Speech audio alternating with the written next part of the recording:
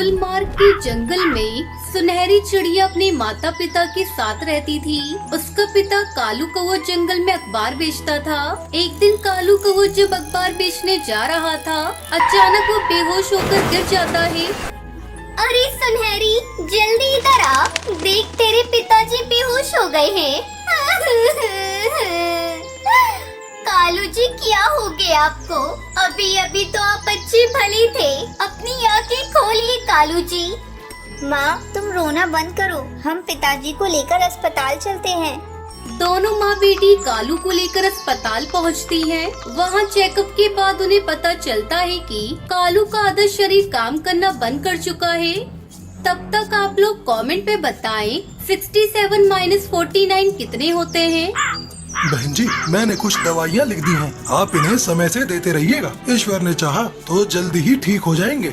दुखी मन से टुनटुनी अपने पति को लेकर घर लौटती है। अब आप आराम कीजिए, तब तक मैं भोजन बना लेती हूँ, काफी देर हो चुकी है। सुनहरी की माँ, ऐसी जिंदगी में क्या करूँगा? इससे अच्छा होता कि मैं मर गया होता। अब मैं तुम लोगों पर बोझ बन चुका हूँ, मुझे जहर देकर मार दो। खबरदार, जो फिर दोबारा तुमने ऐसी बात अपनी जुबान से निकाली तो इस तरह निराश होने से बीमारियाँ बढ़ेगी। देखना, तुम जल्दी ही ठीक होकर पहले की तरह काम करने लगोगे। अपनी बिटिया के लिए मैंने बहुत बड़े बड़े सपने देखे थे, सब टूट गए। सोचा था इस साल सुनहरी की शादी बड़े ही धूमधाम से करूँगा, लेकिन ऊपर वाले ने पता नहीं मेरी किस गलती की मुझे सजा दी है। इस तरह हिम्मत हारोगी तो कैसे काम चलेगा? चलो दवा खाकर अब आराम करो। टुनटुनी अपने पति को हिम्मत देती है, लेकिन खुद दूसरे कमरे में जाकर फूट फूट कर रोने लगती है। पता नहीं हमारे हंसते खेलते घर को किसकी नजर लग गई। अब घर खर्च और दवाई का खर्च मैं अकेले कैसे पूरा करूंगी? घर में इतने पैसे भी नहीं है कि मैं तेरे पिताजी का इलाज शहर में ले जाकर करा सकूं। माँ, तुम चिंता मत करो, मैं हूँ ना, सब ठीक हो जाएगा। चलो अब अपने आंसू पोंछ लो, हमें ही घर चलाने के लिए कोई न कोई काम करना होगा। इस तरह कई दिन गुजर जाते हैं, लेकिन टुनटुनी को कुछ समझ में नहीं आ रहा था कि वो कौन सा काम करे। एक दिन सुनहरी बाजार में गोलगप्पे बिकते हुए देखती है। कई पक्षी गोलगप्पे खाने के लिए लाइन लगाकर खड़े थे।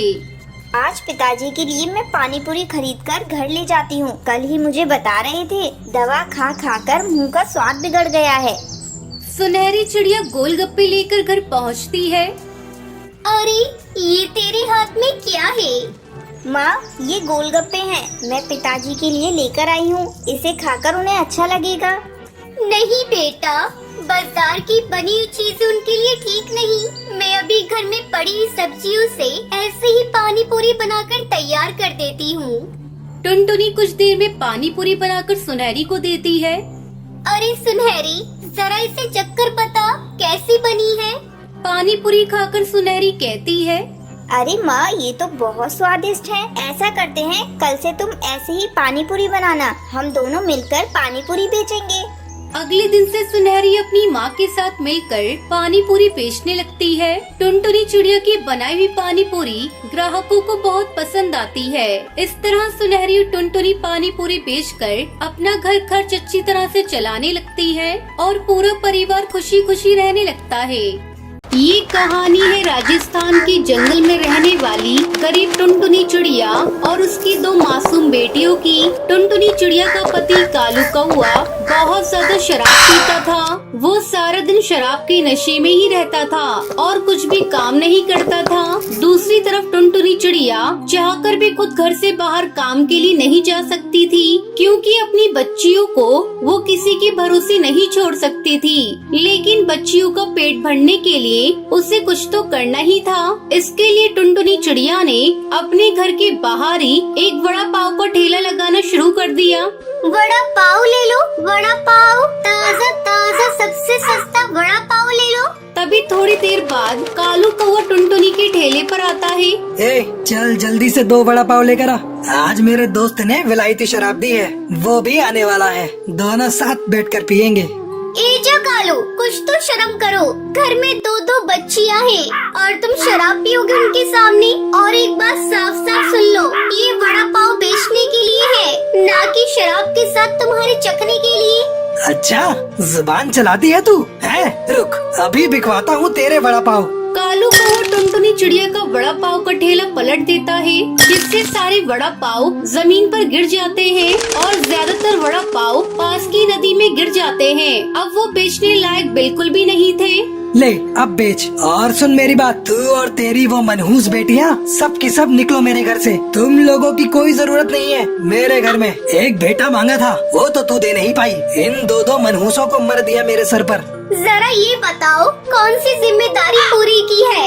सारा दिन सिवाय शराब पीने की करते क्या हो? मेरी बच्चियां भूखी प्यासी मेरी मदद करती हैं और तुम्हें तो हमारी मेहनत की भी कदर नहीं है। तुम भी अच्छे से सुन लो मेरी बात, तुम्हें जो करना है कर लो। मैं और मेरी बच्ची इस घर को छोड़कर कहीं नहीं जाएंगी, क्योंकि इस घर को हम अपनी मेहनत से चलाते हैं, तुम नहीं।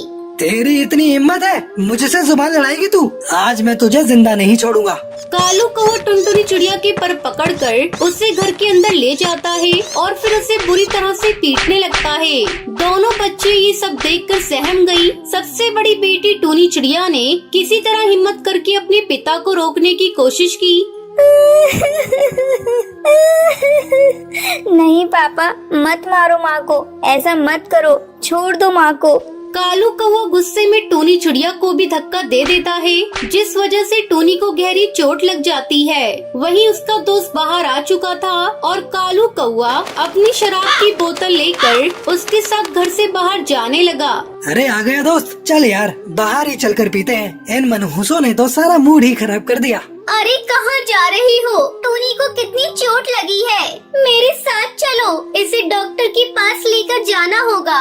टुनटुनी की बात को अनसुना कर कालू कौवा वहाँ से चला जाता है। टूनी जमीन पर बेहोश पड़ी थी। टुनटुनी को भी काफी चोट आई थी, लेकिन फिर भी टुनटुनी चिड़िया हिम्मत करके उठी और वो टूनी को लेकर अस्पताल पहुँची, जहाँ डॉक्टर बुलबुल ने टूनी का इलाज किया और कुछ ही देर में टूनी को होश आ गया। अब ये ठीक है, ये दवाइयाँ लिख दी हैं मैंने, बाहर मेडिकल से खरीद लो। और हाँ, इसे 1 हफ्ते तक हर रोज पट्टी बदलवाने के लिए लाना होगा।